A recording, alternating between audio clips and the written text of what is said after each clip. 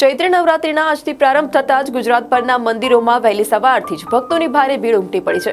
ખાસ કરીને ગુજરાતના શક્તિપીઠોમાં મોટી સંખ્યામાં શ્રદ્ધાળુઓ દર્શન માટે ઉમટી રહ્યા છે।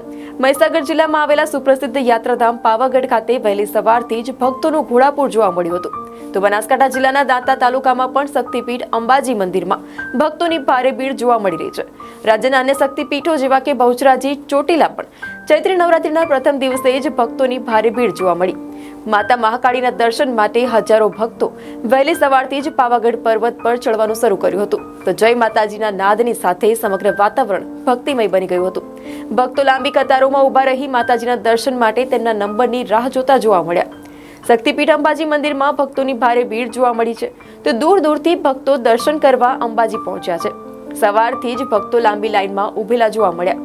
પાવાગઢ ઉપરાંત રાજ્યના અન્ય શક્તિપીઠો જેમ કે વાત કરી બહુચરાજી અને ચોટીલામાં પણ ચૈત્ર નવરાત્રિના પ્રથમ દિવસે જ ભક્તો ત્યાં પહોંચ્યા હતા દર્શન માટે।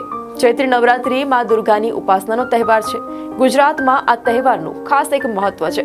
લોકો આ ચૈત્ર નવરાત્રિમાં માતાજીની ભક્તિમાં લીન થઈ ભક્તિ કરતા હોય છે।